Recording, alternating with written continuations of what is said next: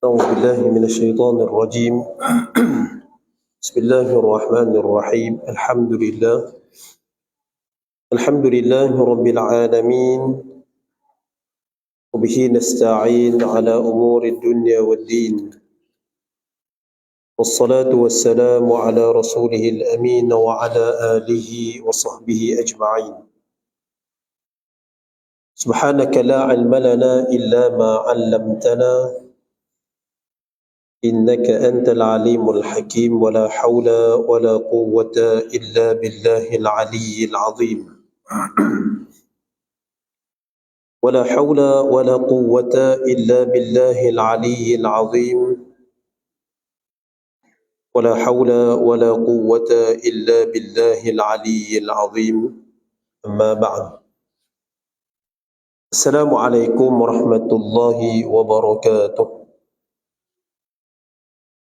Alhamdulillah, segala puji kita panjatkan ke hadirat Allah Subhanahu wa taala yang limpah kurnia dan izinnya dapat sama-sama kita pada malam ini meneruskan perbincangan kita dan terus kekal berada di dalam taman-taman syurga Allah Subhanahu wa taala. Mudah-mudahan pertemuan perhimpunan kita pada malam ini diberkati dan dirahmati oleh Allah Subhanahu wa taala, insya-Allah, amin ya rabbal alamin. Yang kedua, marilah sama-sama kita niat i'tikaf di dalam masjid. Nawaitul i'tikaf fi hadha masjidi sunnatan lillahi taala. Dan yang ketiga, marilah sama-sama kita niat menuntut ilmu kerana Allah Subhanahu wa taala. Muslimin, muslimat, mukminin, mukminat yang dirahmati Allah, insya-Allah pada malam ni meneruskan perbahasan dalam membicarakan berkaitan dengan soal fiqh aulawiyat, fiqh keutamaan.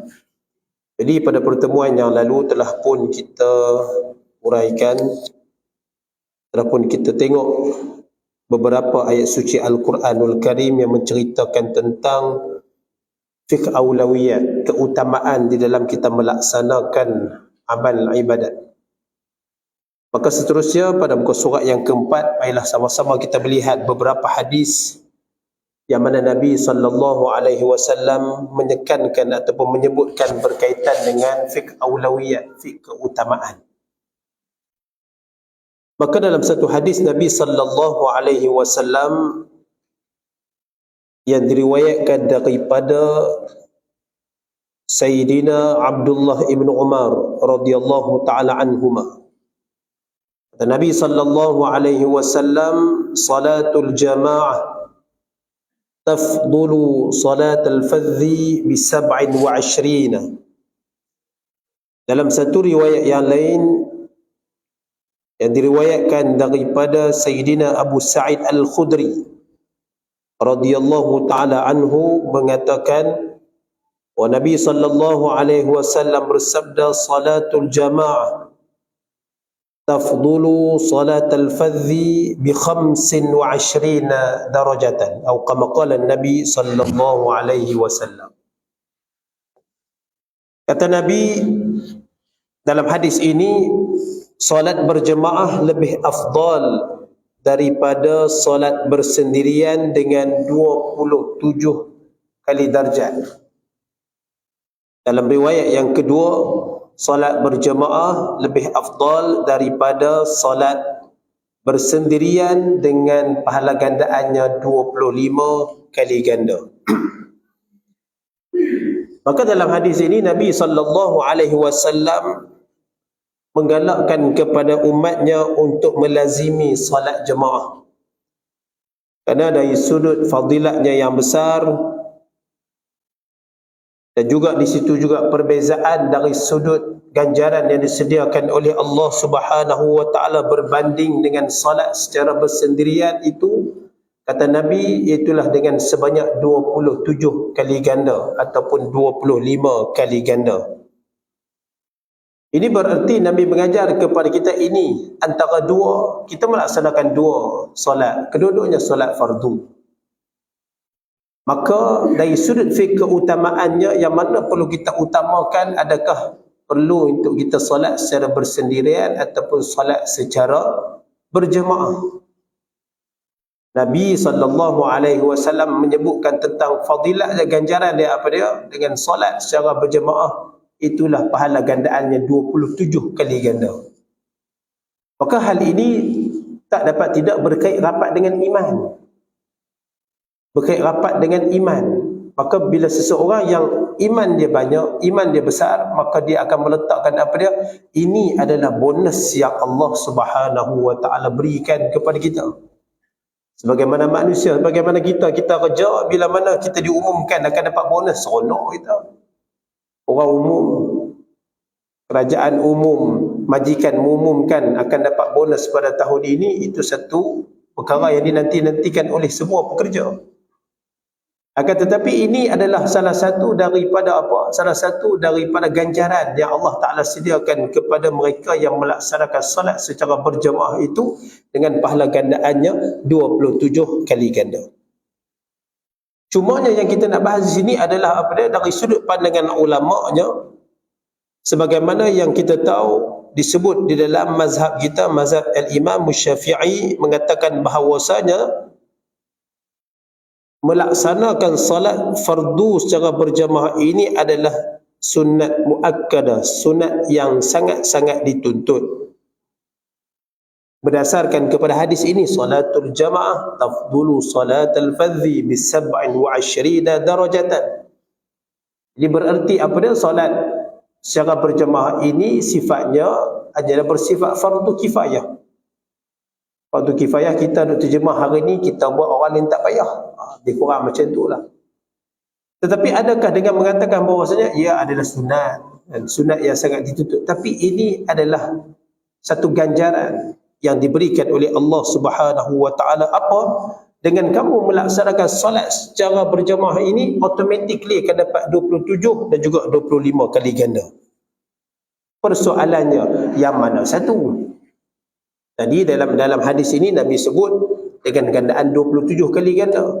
Dalam riwayat yang lain Nabi sebut 25 kali ganda. Itu bukanlah satu isu yang perlu kita bahaskan, bukanlah satu isu yang perlu kita pertikaikan. Seperti mana disebut oleh Al-Imam Al-Ghazali, kata beliau bahawasanya setiap satu apa yang disediakan oleh Allah Subhanahu wa taala itu mesti ada rahsia yang hanya dapat disingkap dengan nur kenabian, dengan cahaya kenabian Nabi sallallahu alaihi wasallam. Maka ini adalah apa dia? Berbalik semula kepada apa yang Allah Subhanahu wa taala kurniakan kepada kita dengan sifat rahmannya, dengan sifat rahimnya yang Allah Ta'ala berikan kepada kita. Dengan kamu melaksanakan solat secara berjemaah, automatik dapat 27. Bahkan bukan setakat 27, bukan setakat 25. Bahkan Allah SWT mampu memberi lebih daripada itu atas apa yang Allah SWT kehendaki. Maka di sini Nabi menggalakkan kepada umatnya untuk meletakkan keutamaan untuk melaksanakan solat fardu secara berjemaah itu lebihlah dituntut. Tambah-tambahnya orang lelaki ni lagi dituntutlah untuk melakukan jemaah itu di masjid berbanding dengan kaum wanita. Kaum wanita afdalnya solat itu di mana? Itu solatnya itu di rumah, di kamar tidurnya sendiri. Tapi bukanlah bererti bahawa saja mereka ini dihalang untuk datang ke rumah Allah, maka juga dialu-alukan. Cuma bagi lelaki, di sinilah tempat kita berhimpun. Di sinilah mesej kesatuan dapat dinyatakan dengan solat secara berjamaah. Bahkan Nabi SAW juga pernah sebutkan kepada kita dalam satu hadis Nabi SAW, kata Nabi, "Lau ya'lamun nasu ma fin nida'i." Kalaulah semua manusia ini tahu apa yang ada pada seruan itu, yakni fadilat yang ada pada azan dan juga fadilat yang ada pada saf yang pertama. Apa yang akan berlaku kalaulah manusia ni tahu tentang kelebihan yang ada ini? Nescaya kata Nabi sallallahu alaihi wasallam, thumma lam yajidu illa an yastahimu alaihi lastahamu.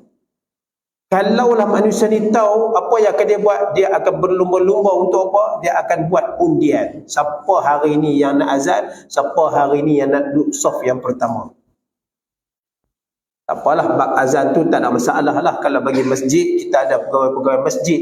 Beruntung bagi mereka yang dilantik sebagai tukang azan. Sebab apa? Di hari akhirat nanti ni, leher dia akan jadi panjang. Bukan jadi panjang tu, panjang je besar rupa zirafah tu.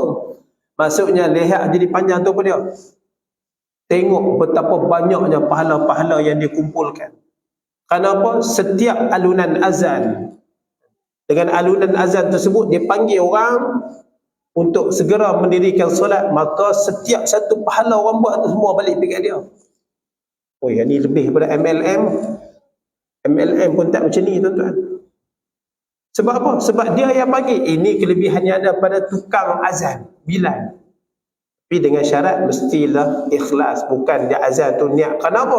Niat kerana aku azan ni sebab suara aku sedap. Oh, sebab satu-satunya hak tinggal aku dalam Korea ni hak ada apa nak lima tak boleh pakai. Bukan. Itu yang berlaku kepada Sayyidina Bilal. Sayyidina Bilal bin Rabah, setiap kali bila azan dia, apa yang berlaku? Bergegak arasy Allah Subhanahu wa taala lantaran daripada keikhlasan dia melaungkan azan itu sendiri.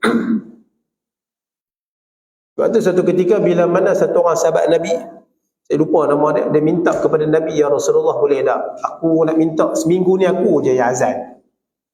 Kata Nabi SAW, tanya Bilal. Sebab Bilal itu diiktiraf sebagai muazzin Rasul, tukang azan Nabi.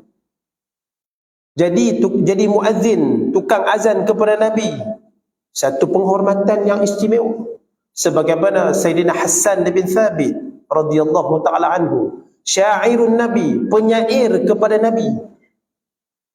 Dia nak pergi berperang, dia tak pandai berperang, dia kata. Bila mana dia lari sembunyi, dia duduk dalam rumah. Sewaktu mana peperangan, tak silap saya, peperangan Uhud, dia duduk seorang dalam rumah. Maka pada waktu tu wanita-wanita yang ada situ, dia kata, wahai Hasan, dia kata, apa siapa nak duduk sembunyi dengan kami, dia kata, keluar pergi berperang, dia kata, ambil senjata kamu pergi berperang.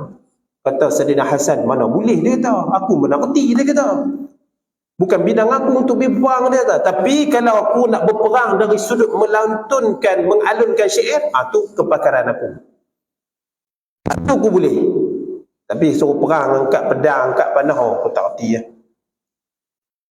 Tapi itu yang diberikan diberikan satu tanda, tagline kepada Sayyidina Hasan bin Thabit, inilah syairun Nabi. Begitu juga berlaku pada Sayyidina Bilal bin Rabah, muazzin Rasul. Bila minta, Nabi kata, bila dia minta untuk azan, kata Nabi minta dekat Bilal. Kata lelaki, dia kata sahabat dia, tak apalah Rasulullah, tak boleh seminggu pun, sehari pun jadilah, sehari itu 5 waktu aku. Tanya Bilal. Tak apalah ya Rasulullah, tak boleh pun, 1 waktu pun jadilah. Tanya Bilal. Bilal kata okey, aku okey. Maka jumpalah dengan Sayyidina Bilal bin Rabah, dia minta untuk untuk dia melaungkan azan tersebut. Sayyidina Bilal bagi. Bila bagi, maka pada besoknya subuh dia pun melaungkan azan. Allahu akbar, Allahu akbar. Kira suara yang dimiliki oleh sahabat Nabi ini, suara sedap, menyebabkan waktu tu penduduk di kota Madinah waktu tu dengar, sedap suara seperti orang ni. Bergegas menuju ke Masjidil Nabawi pada ketika itu, penuh sembahyang. Selesai sembahyang subuh, tiba-tiba malaikat Jibril turun tanya pada Nabi SAW, ya Rasulullah, dia kata, apa pagi ni tak sembahyang subuh ke? Kami baru sudah je, kata Nabi SAW. Pasal apa? Selalunya setiap kali azan itu mesti kami di penduduk langit ni akan dengar. Pagi ni kami tak dengar laungan azan. Rupanya cek-cek, bukan nak beritahu kata sahabat Nabi ni tak ikhlas ke apakah, wallahu alam itu. Cumanya apa dia nak habaq kata betapa ikhlasnya Sayyidina Bilal. Dia tak, Sayyidina Bilal ni bukan seorang sedap pun. Biasa je, tapi sebabkan keikhlasan dia tu menyebabkan penduduk langit senantiasa memuji-muji Sayyidina Bilal bin Rabah. Sebab itulah bila kewafatan baginda Nabi sallallahu alaihi wasallam, dia tak mampu nak lakukan azan itu. Sebab apa? Sebab dalam lafaz azan itu ada nama kekasih hati dia, iaitu Muhammad. Macam mana aku nak lakukan azan kalau sedangkan dalam kalimah azan ini ada kalimah, ada nama perkataan kekasih hati aku. Sebab itulah Sayyidina Bilal berhijrah. Bila kewafatan baginda Nabi, Sayyidina Bilal berhijrah, tak duduk di kota Madinah. Sebab apa? Teringat momen-momen indah, teringat kenangan-kenangan manis bersama dengan baginda Nabi sallallahu alaihi wasallam, maka hijrah dia pergi duduk di Syam, di Damsyik. Kalau hari ini makam dia di Damsyik. Itu apa yang berlaku kepada Sayyidina Bilal. Jadi ini yang disebut, Nabi kata kalaulah hampa tahu apa yang ada pada kelebihan yang ada pada azan dan juga kelebihan yang ada pada saf yang pertama itu, pasti kamu ini akan berlumba-lumba. Saya akan buat undian, cabut undi.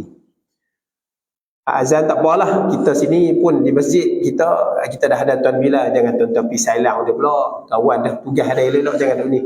Tapi kita ambil kelebihan yang kedua, apa dia? Saf pertama. Hak ni yang masalah. Ni yang masalah. Bila ada sah yang pertama, bila sah pertama ataupun sah hadapan kita kosong, apa yang selalu berlaku? Ni tak tahulah. InsyaAllah lah kot tempat tuan-tuan ni tak ada lah kot. Dia akan apa dia? Dia akan suruh. Tangan pakai lawan suruh. Sila.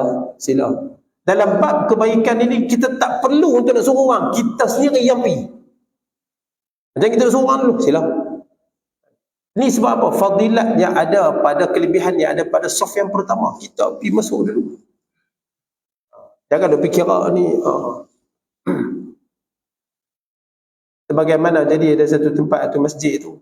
Saya pun tak setuju jugalah dengan kaedah cara yang dibuat tu. Fahamlah.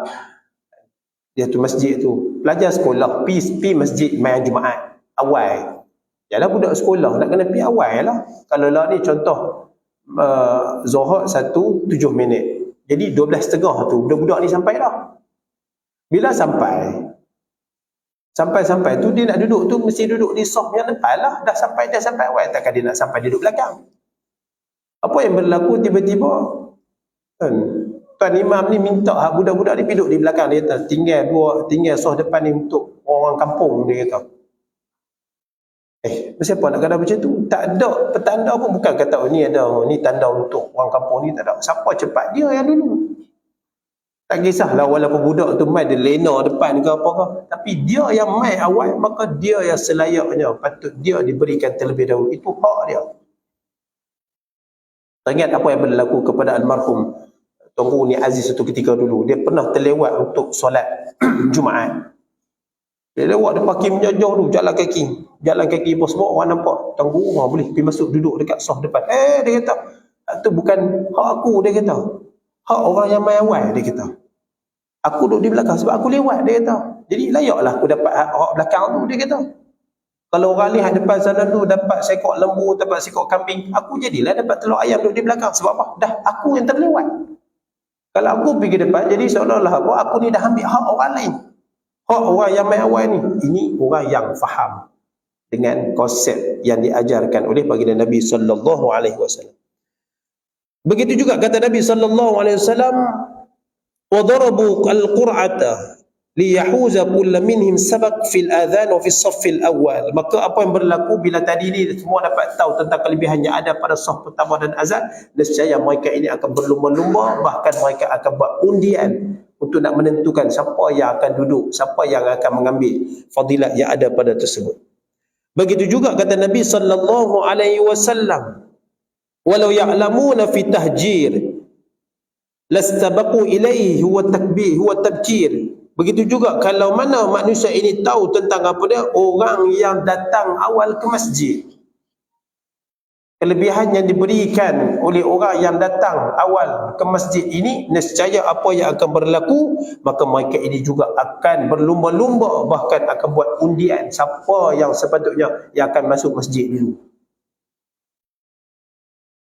Kita alhamdulillah lah tuan-tuan, Alhamdulillah. Sebab apa? Sebab diberikan kesempatan. Tak adalah kita nak kelang kabut dengan orang, tak adalah kita ni nak berlumba-lumba dengan orang, tak ada. Kita rasa masa kesempitan masa tu. Tambahan pula contoh macam hari Jumaat Alhamdulillah kita cuti.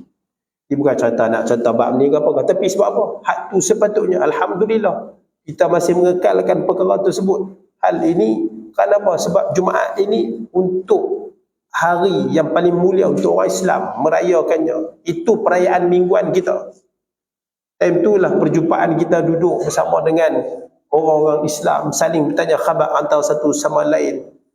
Dalam hari itu jugalah banyak amalan-amalan yang kita boleh buat. Sebab kita dah cuti. Bila cuti tak ada masalah, tak ada pikat dengan kerja dan sebagainya. Jadi Alhamdulillah, syukur kita perkara tu. Teruskan berdoa agar mudah-mudahan kekallah sampai bila-bila itu sendiri. Kemudian kata Nabi sallallahu alaihi wasallam, walau ya'lamuna ma fil al-atamati, yani salat al-isya was-subhi, la'atuhuma walau habwan. Begitu juga kata Nabi sallallahu alaihi wasallam, kalaulah manusia ni tahu tentang apa kelebihan yang ada pada al-atamah. Al-atamah yakni salat isya dan juga salat subuh, la'atuhuma walau habwan, mereka akan mendatanginya walaupun dalam keadaan merangkak sekalipun. Kenapa? Kerana Nabi sallallahu alaihi wasallam menyebut dalam satu hadis yang lain, man shallal isya'a fi jama'atin faka'annama qama nisfal lail. Siapa-siapa yang solat fardu isya' secara berjemaah, seolah-olah dia mendirikan setengah daripada malam dia, separuh daripada malamnya. وَمَنْ صَلَّى الصُّبْحَ فِي جَمَاعَةٍ فَكَأَنَّمَا صَلَّى اللَّيْلَ كُلَّهُ. Barang siapa yang salat subuh secara berjemaah, seolah-olah dia mendirikan malam itu keseluruhannya. Bukan senang nak dapat ganjaran yang diberikan oleh Allah Subhanahu Wa Taala ni. Amal sembahyang isya, amal sembahyang subuh secara berjemaah, dapat pahala seolah-olah apa? Seolah-olah hamba ibadat sepanjang malam tersebut. Kalau setengah malam bererti apa? Daripada pukul malam tu, daripada tenggelam matahari tu, daripada mula tenggelam matahari tu 7 tu masuk maghrib tu sampailah pukul 12 tengah malam, setengah malam. Kata Nabi SAW, siapa yang sembahyang isya secara berjemaah, seolah-olah dia mendirikan solat itu sepanjang malam. Jadi berarti mula daripada tenggelam matahari sampai nak terbit fajar tu, waktu mana terbit subuh tu. Ini ganjaran yang diberikan oleh Allah Subhanahu Wa Taala. Maka sebab itulah Nabi sallallahu alaihi wasallam beritahu dalam hadisnya apa dia? Solat berjemaah itu lebih baik daripada solat secara bersendirian dengan pahala gandaannya 27 kali ganda. 27 ni, ini umum 27. Hak tadi ini kalau sembahyang isya cara berjemaah, sembahyang subuh cara berjemaah tadi ni dapat pahala seolah-olah ibadat sepanjang malam. Itu ganjaran yang lain pula, topak pula yang lain. Jadi sebab tu dah kata Imam Ghazali, rahsia ini Allah Ta'ala yang berikan. Kita tak mampu nak singgah, kita tak mampu nak pahalanya tu macam mana? Nanti ketika mana di hari akhirat nanti barulah dibentangkan satu demi satu pahala-pahala kebajikan yang kita lakukan. Itu pada hadis yang pertama. Kemudian pada hadis yang kedua kata Nabi sallallahu alaihi wasallam, al-imanu bid'un wa sab'una baban, fa adnaha imatatul adha 'anil tariq wa arfa'uha qawlu la ilaha illallah. Kata Nabi sallallahu alaihi wasallam, iman itu mempunyai 70 cabang dan lebih. Serendah-rendahnya ialah membuang penghalang di atas jalan, dan yang paling tinggi ialah 2 kalimah tauhid. Baik tuan-tuan dan puan muslimin muslimat yang dirahmati oleh Allah Subhanahu Wa Taala. Dalam hadis ini Nabi nak beritahu kepada kita tentang cabang-cabang iman. Iman ini dia banyak. Ada iman disebut sebagai iman pada hati, ada disebut iman pada lisan, ada disebut iman pada perbuatan, amalan yang kita lakukan dengan anggota tubuh badan kita. Maka kata Nabi SAW, paling yang serendah-rendah iman itu adalah membuang penghalang di atas jalan. Dan setinggi-tingginya, paling tinggi itulah 2 kalimah tauhid. Maka disebut oleh para ulama di sini, dijelaskan oleh para ulama sini adalah apa dia? Yang pertama sekali, iman yang paling tinggi itulah tak lain dan tak bukan kalimah la ilaha illallah. Ini dia punya password dia. Dia punya password dia. Kata kunci dia untuk masuk ke dalam syurga Allah Subhanahu wa taala. Sebab tu orang tanya, kalau kata orang yang bukan Islam, dia kata, saya tak pernah ni. Saya tak pernah minum arak, saya tak pernah minum perempuan, saya tak pernah makan benda-benda yang diharamkan. Bahkan saya bantu orang yang susah, saya bantu orang yang memerlukan. Adakah itu tidak menjamin saya untuk saya boleh masuk ke dalam syurga? Ini disebut oleh Dr. Zakir Naik. Dia kata apa? Kalau kamu mempunyai itu semua, dan semua tu nanti ni akan dibentangkan di hadapan Allah SWT, ini pahala kebajikan kamu. Ini hamba ni, hamba baik ni, hang tak pernah minum arak, hang tak pernah minum apa sebagainya. Ini pahala kebajikan kamu. Tapi oleh kerana kamu tak ada password dia, kamu tak ada kata kunci dia, kamu tak ada kunci untuk masuk ke dalam syurga, iaitu apa dia? Kalimah la ilaha illallah ni, maka apa jadi pada segala amal kebajikan? Habis. Luput lah. Ni hari ni kita duk guna lampu. Siapa cipta lampu? Thomas Edison. Kalaulah Thomas Edison tu dia orang Islam, Allahu Akbar. Sejak daripada dia buat sampai lah, kita duk guna hasil daripada ciptaan yang dia buat. Kalau balik di negeri akhirat sana, dia kata pahala aku. Satu dunia guna. Sebab apa? Tengok, hak ni pahala banyak pasal apa? Hak ni orang guna buat mengaji. Hak ni masjid guna. Tak ni pasal apa banyak? Masjidil Haram. Ada Masjidil Haram, tiba-tiba kita tutup lampu saat, tapi tu guna lampu ni bukan orang Islam ya. Tutup lampu. Nescaya banyak ni nanti akan dibentangkan daripada Allah SWT. Dia tengok tu dia banyak. Tapi tak layak dia untuk masuk ke dalam syurga. Kenapa? Sebab kamu tak ada kata kunci dia, kamu tak pegang dengan password yang diberikan. Itulah kalimah thayyibah la ilaha illallah. Itu yang Nabi sebut, man qala la ilaha illallah dakhala al-jannah. Siapa-siapa yang menyebut la ilaha illallah masuk dalam syurga. Jadi kita ni kalau sebut oleh Habib Ali Zainal Abidin Al-Hamid hafizahullah taala, dia kata apa? Kita ni beruntung, bersyukurlah kita. Bagaimana dia nama orang Islam, insya-Allah dia akan masuk dalam syurga Allah SWT. Cuma kalau dia ada melakukan kesalahan, melakukan maksiat kepada Allah SWT, dia kena dululah masuk dalam neraka, dicuci terlebih dahulu, barulah dimasukkan ke dalam syurga Allah Subhanahu Wa Taala. Kita tak maulah macam tu. Kalau kita ni boleh pergi sana nanti ni, masuk ke dalam syurga Allah Subhanahu Wa Taala, insya-Allah. Amin ya rabbal alamin. Jadi dengan sebab tak ada itulah, dengan tidak mempunyai keyword itulah, akhirnya apa jadi? Habis. Segala amalan-amalan kebajikan-kebajikan dibuat itu terputus. Maka sebab itulah dikatakan kalimah ini yang paling tinggi. Itu kalau kita tengok pada kalimah la ilaha illallah kan, cuba tuan-tuan buat apa? Sebut la ilaha illallah, jangan bertemu bibir. Boleh buat? Cuba tuan-tuan sebut la ilaha illallah, jangan bagi sentuh bibir. Boleh tak? Boleh kan? La ilaha illallah. Boleh. Pasal apa? Kalimah ni lah yang kita nak guna nanti ni, ketika mana sewaktu sakaratul maut nanti ni. Bukan perkataan subhanallah, subhanallah, dia nak kena guna agak bersentuh juga bibir. Alhamdulillah, Allahu Akbar. Tapi kalimah la ilaha illallah, walaupun waktu tu kita keras macam mana sekalipun, kalau lidah kita berjaya boleh bantu pada waktu tu nak sebut, tak ada masalah. Alhamdulillah. Ini yang nak kena sebut. Maka sebab itulah disebut oleh Nabi sallallahu alaihi wasallam, ini yang paling tinggi. Nak abang kata apa? Nak abang kepada kita bahawasanya perbaiki, tolong jaga bab akidah ni bagi kemah, bagi elok. Hari ni orang beratik la ilaha illallah, la ilaha illallah, tapi tak faham apa benda dia sebut la ilaha illallah. Bila sebut la ilaha illallah ni, hak ni lah kita nak rangkumkan padanya pada perkataan la ilaha illallah ni, inilah terangkum padanya yang 20 sifat kita duk mengaji tu. 20 sifat wajib, 20 sifat mustahil, satu sifat yang harus. Jadi 41 tu terangkum dalam kalimah la ilaha illallah, la ilaha illallah. Dan kerana itu jugalah kalimah ini juga, kalimah tauhid ini juga sangat-sangat diperlukan. Khususnya kita di akhir zaman ini sangat-sangat diperlukan untuk kita memperbaiki, untuk kita memelihara. Hari ini tuan-tuan, Allah ancaman tentang penyelewengan akidah tu dah terlalu banyak. Hak terkini pada tuan-tuan, tuan-tuan mentang diri ya. Tuan-tuan mentang diri lah apa dia.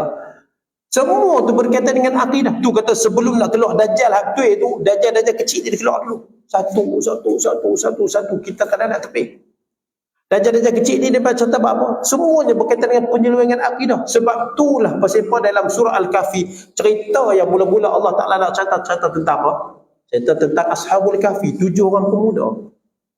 7 orang pemuda yang menyelamatkan diri, lari daripada kezaliman Raja Dicyanus pada ketika itu. Pasal apa? Sebab nak jaga iman mereka ni. Akidah kami lari pergi sembunyi dalam gua. Akhirnya Allah SWT menidurkan mereka selama tempoh 300 tahun ikut perkiraan matahari, 309 tahun ikut perkiraan qamari, bulan. Pasal apa yang jadi macam tu? Supaya ambil ibrah. Rupanya serangan akidah ini dia takkan berhenti takat tu saja. Bukan zaman Nabi saja, bahkan berterusan sampailah kepada kita hari ini.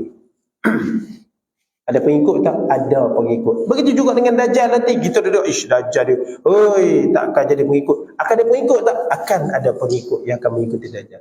Kalau boleh kita doa lah, janganlah kita hidup zaman keluarnya Dajjal. Takut apa? Takut kita juga jadi wal'iyadzubillah, tak mau kita jadi sebahagian daripada. Sebab fitnah dia tu dahsyat. Baik, itu kata Nabi SAW, yang paling tinggi itu adalah kalimah tauhid. Dan yang paling rendah kata Nabi SAW, imatatul aza anit tariq, iaitulah membuang penghalang di atas jalan. Kalau tadi, bila sebut kalimah la ilaha illallah, bukan kita mengaku setakat dalam hati saja, ikrar kita pada hati, bahkan kena sebut pada lisan, mesti dibuktikan pada amal perbuatan. Orang tak kata, beriman tak? Beriman. Apa beriman? Aku beriman lah. Dalam hati aku menyatakan keimanan ni, lidah ni. Tak, mesti kita kena zahirkan dengan perbuatan kita. Baru sempurna iman tersebut. Maka yang ni serendah-rendahnya kata Nabi SAW, apa dia?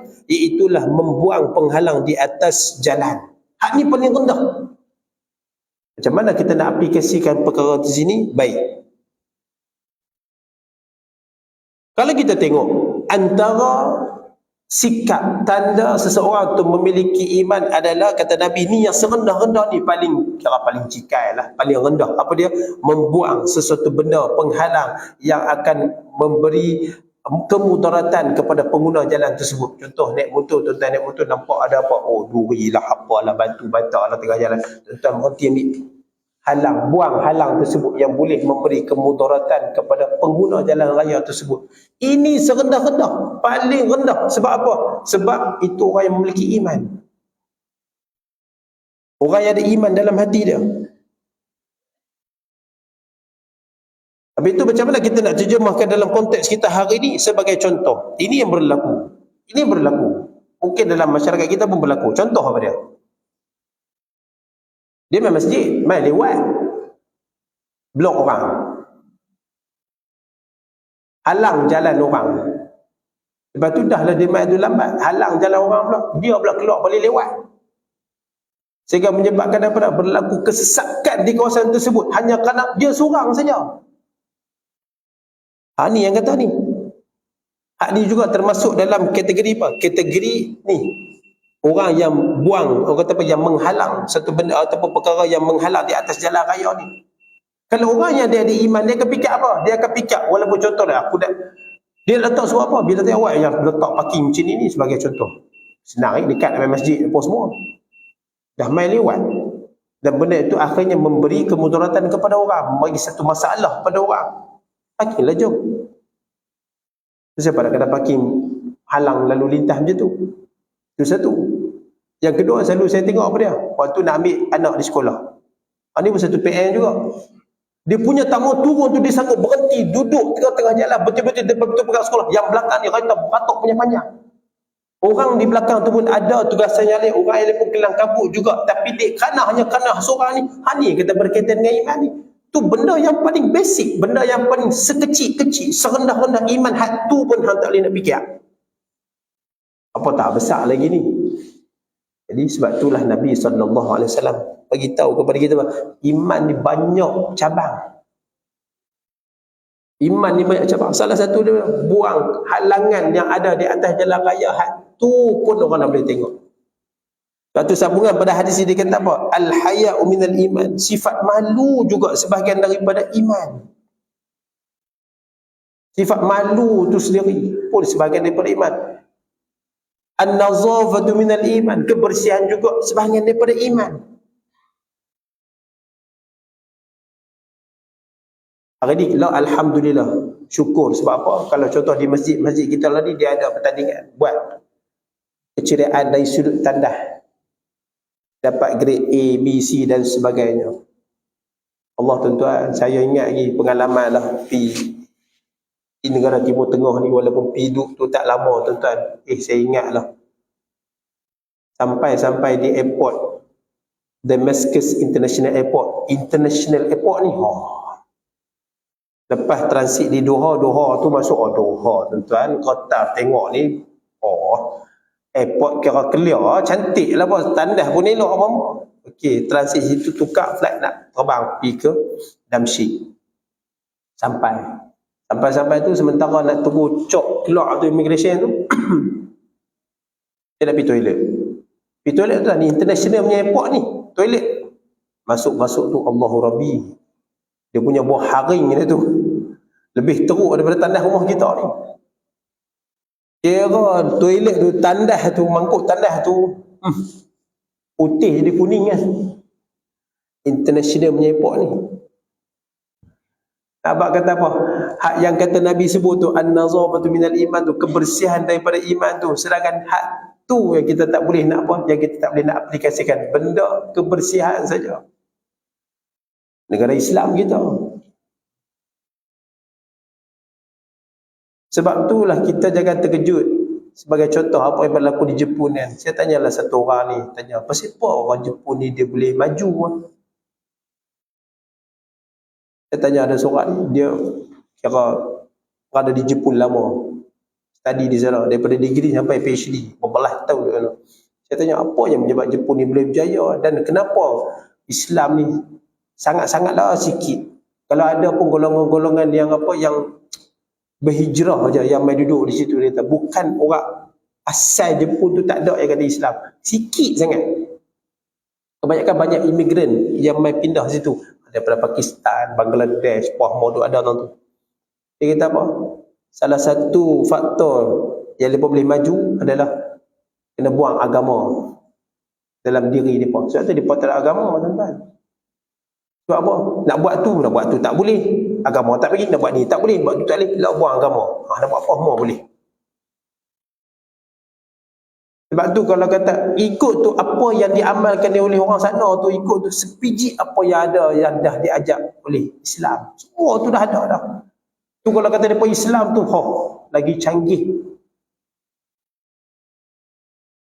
Saya pernah jumpa ada seorang budak ni, dia alhamdulillah Allah Taala bagi hidayah dia.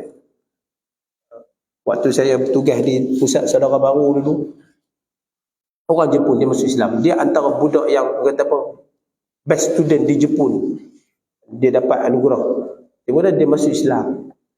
Ni pun saya dapat belajar ni pun daripada rombongan Ustaz Wadi Anwar seketika dulu. Dia main hantar, dia kata, Ustaz tolong kami hantar budak ni supaya nanti ni minta dia main sini belajar apa semua. Cukup masa kami akan hantar balik ke Jepun. Dia nanti ni sebagai pendakwah di sana.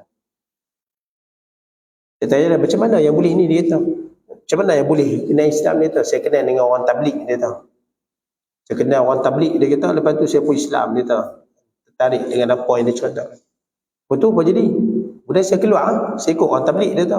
Saya keluar 4 bulan, dia kata. Uish, sakar ni, dia kata. Pergi mana? Pergi mana lagi dia? India, Pakistan, Bangladesh lah. IPB. Uish. Tapi dia habaq kata apa? Tak, dia kata, saya tu bak Lahore tak mau pergi Bangladesh, dia kata. Dia kata, saya tak mau pergi, dia kata. Pasal apa? Teruk tu, dia kata. Saya tak mampu hidup di situ, dia kata. Dia kata, kalau boleh tu nak balik lah tu, dia kata. Tapi kesungguhan dia tu adalah, walaupun dia akan ajar tu, kesungguhan dia tu ada, dan akhirnya saya dah pegang dia tak sampai sebulan je tu, kemudian kami pindah ke tempat lain. Sebab apa? Dia tak mau duduk dengan ya lah masa tu dengan budak-budak hak lain buat lain. Buat lain baru kita nak ajar alif, ba, ta, sa je apa. Dia tak mau slow, dia nak laju advance. Dia minta kalau boleh nak buat kelas personal dengan dia waktu tu. Dia pun minta saya atas saya boleh ajar tapi masalah satu lah, saya ni nak komunikasi dengan dia tu. Kenapa saya nak communicate dia tak? Itu yang masalah apa semua kan. Boleh lah. Kata tak boleh cakap bahasa Inggeris tu. Takut cakap bahasa Inggeris. Dia takut saya pun tak faham, dia pun tak faham. Kata saya gini. Dan tak cerita tu carilah orang yang lebih layak untuk nak cerita. Kata. Akhirnya dia buat pindah. Saya pun tak tahu lah macam mana. Agak-agaknya dia tu nanti yang akan menjadi penerus kepada misi dakwah Nabi sallallahu alaihi wasallam. Jadi hak ni yang katakan ni. Dan serendah-rendah iman itu apa dia?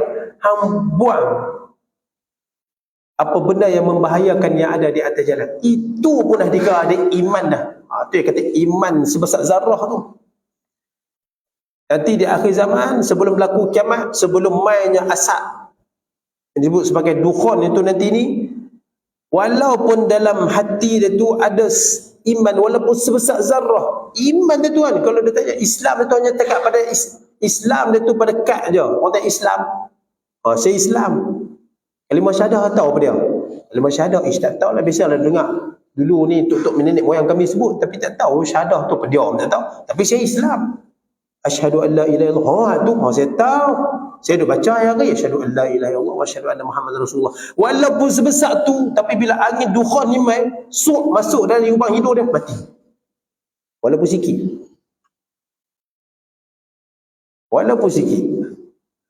Sebab yang nanti yang nak menyaksikan kiamat nanti ni bukan orang Islam, tapi orang kafir. Dia yang akan menyaksikan kedahsyatan peristiwa kiamat itu nanti, bukan orang yang beriman. Hari ni pun dah ada dah tuan-tuan. Hari ni orang buat apa? Orang buat social experiment. Tanya orang. Tanya soalan senang. Saya rasa kalau soalan ni tanya pada tuan-tuan pun tuan-tuan boleh jawab soalan ni. Ditanya apa?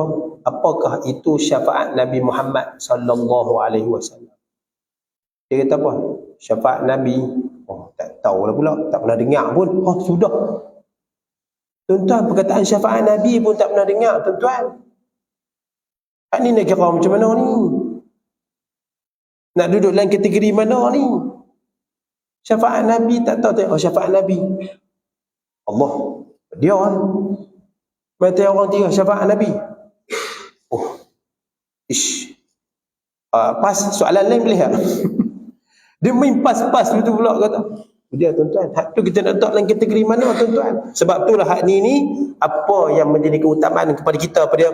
Check balik, double check balik diri kita. Ada tak? Walaupun sekecil-kecil iman tu ada tak? Kita tengok apa di tengah jalan membahayakan, kita ambil, pergi berhenti, pergi buang itu, ada tak pada diri kita? Ataupun dah kita berada pada setinggi-tinggi iman, itulah kalimah tauhid la ilaha illallah Muhammadur Rasulullah.